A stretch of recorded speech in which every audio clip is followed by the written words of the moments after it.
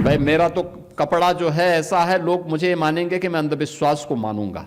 मैं आस्था में विश्वास करता हूं, सबकी आस्था का भी सम्मान करता हूं। मैं आस्था में विश्वास करता हूं, सबकी आस्था का भी सम्मान करता हूं। मुझे बोला गया था कि नोएडा नहीं जाना है। मैंने कहा क्यों? कहा वहां सीएम नहीं जाते। कहा नहीं साहब, ये मान्यता है कि सीएम उतर जाएंगे कुर्सी से। तो हमने कहा भी कुर्सी से तो एक दिन कुर्सी को जाना ही है, तो कुर्सी के मोह में हम क्यों पड़े? भाई मेरा तो कपड़ा जो है ऐसा है, लोग मुझे मानेंगे कि मैं अंधविश्वास को मानूंगा। मैं आस्था में विश्वास करता हूं, सबकी आस्था का भी सम्मान करता हूं, लेकिन अंधविश्वास को कतई नहीं मानता, एकदम नहीं मानता। मुझे बोला गया था कि नोएडा नहीं जाना है। मैंने कहा क्यों? कहा वहां सीएम नहीं जाते। तो मैंने कहा क्या नोएडा यूपी से बाहर है? कहा नहीं साहब, ये मान्यता है कि सीएम उतर जाएंगे कुर्सी से। तो हमने कहा भी कुर्सी से तो एक दिन कुर्सी को जाना ही है, तो कुर्सी के मोह में हम क्यों पड़े? मैं जाऊंगा वहां जरूर। और मैं गया था, मैं गया था वहां पे। जब मैं गया तो मैंने देखा क्यों ये लोग बोलते थे, तो पता लगता था। पता लगा वहां 4 लाख मामले बिल्डर और बायर्स के।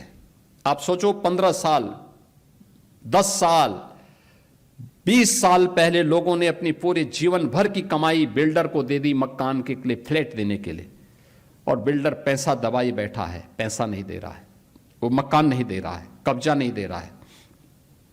बड़ी हाई राइज बिल्डिंग खंडर के रूप में बदल रही है। मैंने बैठक की अथॉरिटी की, Noida authority, greater Noida authority. तो ग्रेटर नोएडा अथॉरिटी मेरे पास आया, उसके सीईओ आए, कहा है साहब हम पे 6000 करोड़ का कर्जा है। दूसरी अथॉरिटी से मैंने कहा, उसने कहा साहब हम पे 3000 करोड़ का कर्जा है। तो मैंने कहा यार मैं कहां फंस गया हूं, वो तो सब भिखमंगे हैं। अब इन भिखमंगों से मैं बोलूं कि तुम इन 4 लाख लोगों को मकान दो, तो मैं फंस गया वहां पे। मैंने कहा ये मेरी स्थिति बड़ी अजीब सी है। लेकिन मैंने वहां पे पहले बायर से मैं बातचीत किया, उन्होंने कहा उनकी रो रहे थे साहब, पूरी जीवन भर की हमने कमाई लगा दी, हमें मकान नहीं मिला है, हम बैंक से कर्जा भर रहे हैं, बैंक का कर्जा बढ़ता जा रहा है। मैं बिल्डर के साथ मिला तो बिल्डर अलग से रोए, कहते हैं साहब हमने पैसा लगाया, लेकिन उस समय की सरकारों ने हमें पूरी तरह निचोड़ दिया है, हमारी सामर्थ्य नहीं है। मैंने कहा सामर्थ्य हो न हो, इन गरीबों को मकान तो देना ही पड़ेगा आपको, इन 4 लाख लोगों को मकान देना पड़ेगा। आप दीजिए, मैं पॉलिसी बनाने की तैयारी कर रहा हूं, लेकिन आप पहले मकान दीजिए। फिर मैंने अथॉरिटी से कहा, मैंने कहा कार्य पद्धति ठीक करो। हमने रिफॉर्म किए, कार्रवाई प्रारंभ की, भ्रष्ट तत्वों को वहां से बाहर का रास्ता दिखाया, और आज मुझे बताते हुए प्रसन्नता है 4 लाख लोगों को हम मकान दे चुके हैं।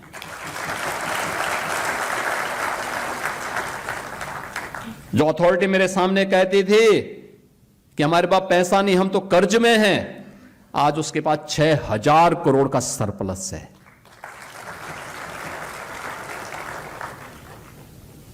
आज दुनिया का सबसे अच्छा इंफ्रास्ट्रक्चर भी और सबसे अच्छा इन्वेस्टमेंट भी वहां पर है, और वहीं पे ये मैन्युफैक्चरिंग हो रहा है जो मैं अभी चर्चा कर रहा था, ये सब कुछ वहीं हो रहा है। ये उस अंधविश्वास को मानने वाले लोग कौन थे जो भारत की आस्था पर उंगली उठाते हैं?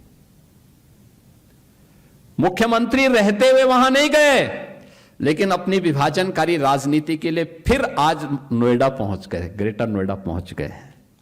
बहन और भाइयों, इनके चेहरे को देखो तो उस समय वहां के विकास के लिए ये बॉटलनेक थे। उस समय इन्होंने वहां बाधाएं खड़ी की, बैरियर खड़े किए। आज किस मुंह से विकास की बात करते हैं?